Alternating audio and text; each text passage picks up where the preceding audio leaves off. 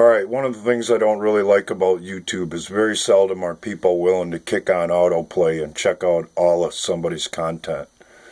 This is one of my early YouTube videos, and this is what the Pontiac used to look like before I started working on it. But this is called Tales of the Chief. This is about when this car caught on fire after we moved from Georgia to Wisconsin and went back for a visit. It did pretty good all the way down there until we got about halfway through Alabama. Then all of a sudden it started smelling like fuel. Well, it turns out the fuel pump was leaking,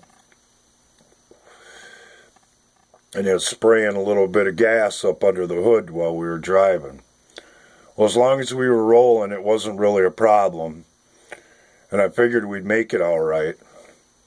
And everything was going pretty good till we got across the Alabama line and we're getting into Georgia. And then we ran up on a set of train tracks, and a train was coming. Well, the ex was driving,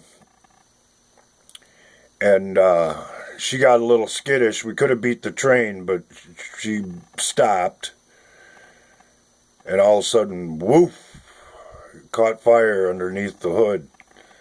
Well, we had 3 kids in the back, scrambled and got the 2 oldest out, and I was unbuckling the youngest out of her car seat.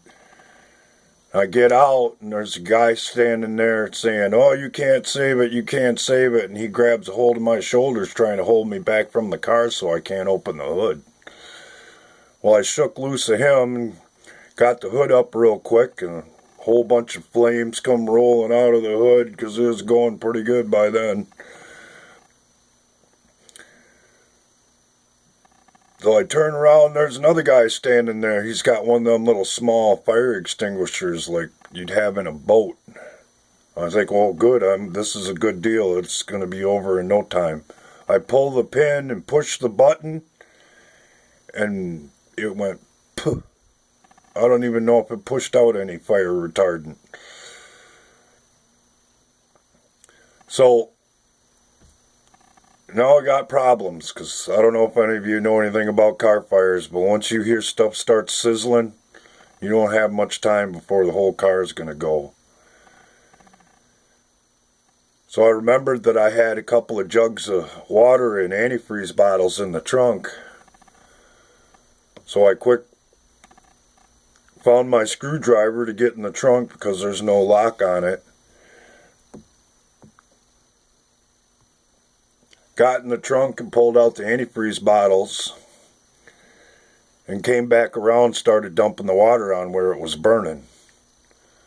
Well, I finally got it knocked down pretty good. There was just one little spot underneath the engine where there's a little hole in the cross member that goes under the motor. Well, there must have been some grease in there, and that was still burning just a little bit, but it was just a little tiny fire. For the most part, I had it out. Well, after throwing a little dirt on it from underneath, I finally got that to go out. But I ended up sitting next to those railroad tracks after we got it pushed out from where it was.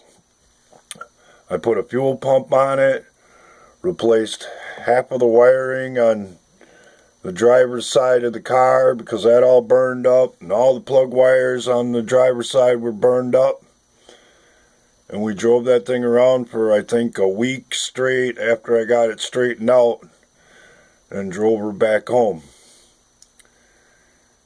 And shortly after that, I redid the engine, but that's another story of how it got taken apart and why I still have it to this day.